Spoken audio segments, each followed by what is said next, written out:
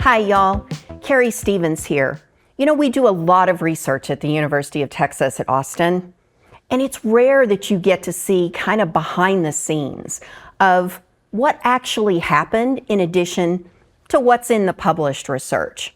So I'm excited today to talk about one of those behind the scenes situations of a wildfire evacuation drill.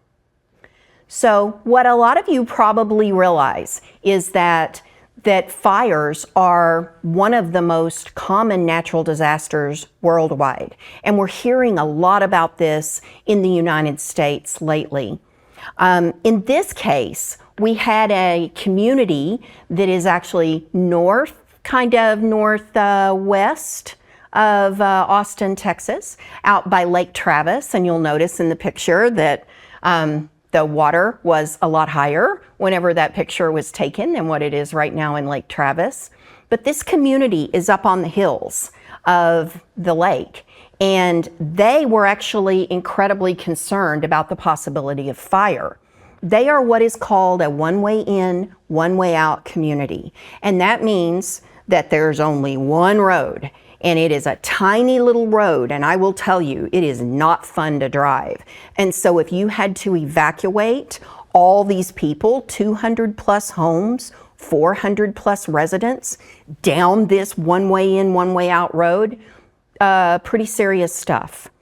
It's also surrounded by forest, a lot of forest, and whereas that's really wonderful, it also means that they're at very high wildfire risk.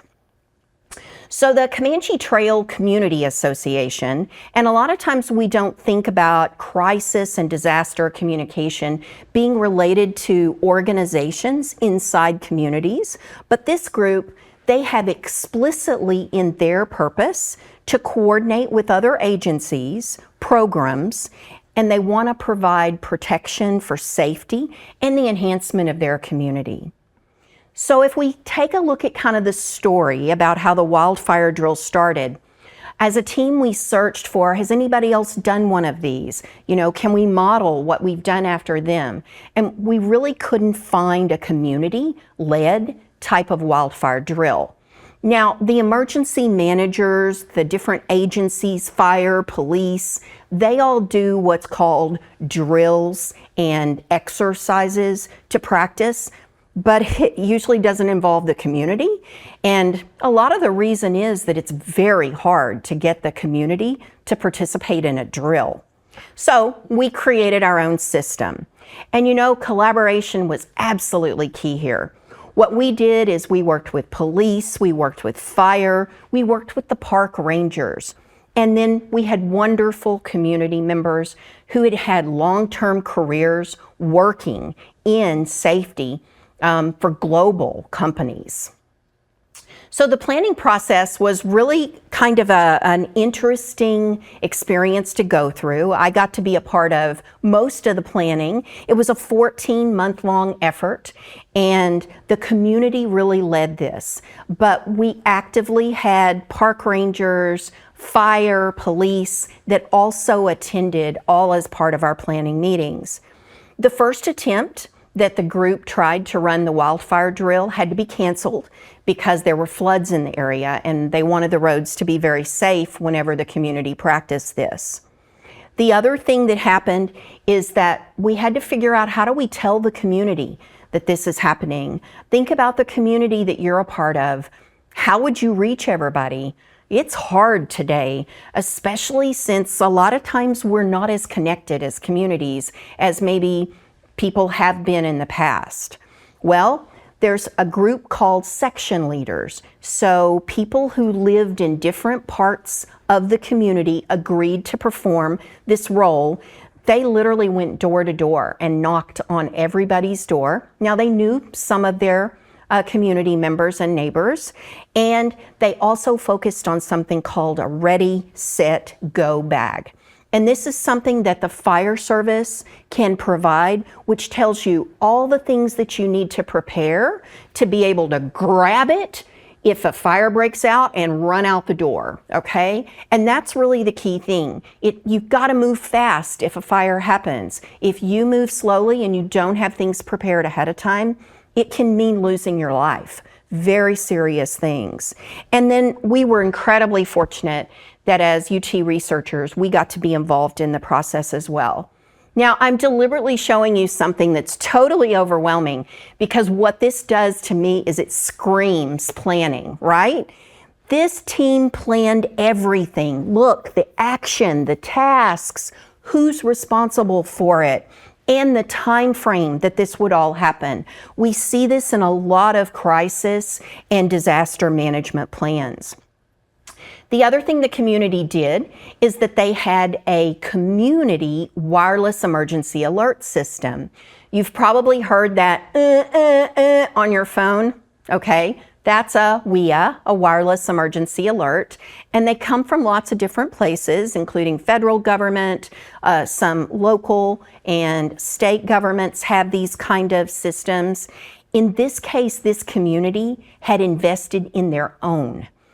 I've never seen this before. I was super impressed, and we were able to design the messages that they sent through there using a lot of research to back how we crafted the messages.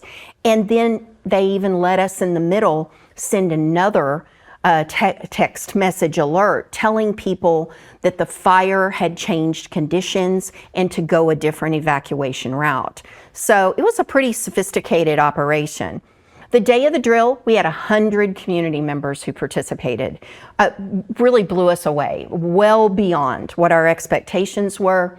We had 20 emergency responders, 15 researchers were there from my team, and our county commissioner came out to really congratulate the community for accomplishing such an incredible feat. So the research that our team conducted, and if you read the published research, you will see that we conducted a survey. And so after people evacuated, we went up to their cars with clipboards in hand. You can kind of see we're wearing our emergency vests because they wanted us to be very visible. And this was actually kind of a drizzly morning that this happened. And we asked them to complete a survey. We had very high satisfaction scores. People loved the fact that their community had this drill. If you take a look at the number of items that people had prepared in that ready, set, go bag, remember I said that's what you grab and run out the door with? Well, there are 12 items that are listed on that. The average person who participated in the drill had 6.5 items prepared. I was a little surprised. I would have thought it would have been higher than that because they're drilling, they're planning ahead, they know this is coming. But what this really showed me is how important it is that we get the message out that people need to prepare, because a person who hasn't participated in one of these probably only has 1 or 2 of those items that they could grab quickly and run out the door. A concept called self-efficacy, which really means, do you feel like you have the capability of doing something? If you feel like you have the capability of preparing and evacuating, you are a lot more likely to do so. If you felt like your area was susceptible to fires, that's another thing that kind of drove you in terms of participating in this drill and being satisfied. The community also mattered. People who were more connected to the community, maybe a part of the association, a part of other groups, those people were more likely to have items prepared and to have evacuated. And then finally, this concept of social norms mattered. And the best way I can kind of describe social norms is if you think your neighbor's doing it, you're a lot more likely to do it. And I will say that in almost all my studies, this plays a really important role. You need to feel like others around you are preparing for these types of events, and then that drives you to prepare as well. We were really thrilled that the project, the Wildfire Evacuation drill, got submitted for a National Association of Counties award, and it won Best in Class. And then we also submitted it to the Texas Association of Counties, and the effort won best in class there. You know, I think that a lot of times we hide all of these details of the research because, quite honestly, they only give us a few pages, and in academic journals, we're kind of told what needs to be there.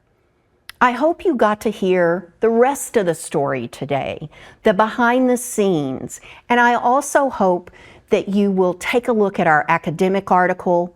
We also had a publication in Fire magazine where I teamed with the lead firefighter who helped with the drill, and we wrote up the drill and published it in Fire magazine. Thank you so much.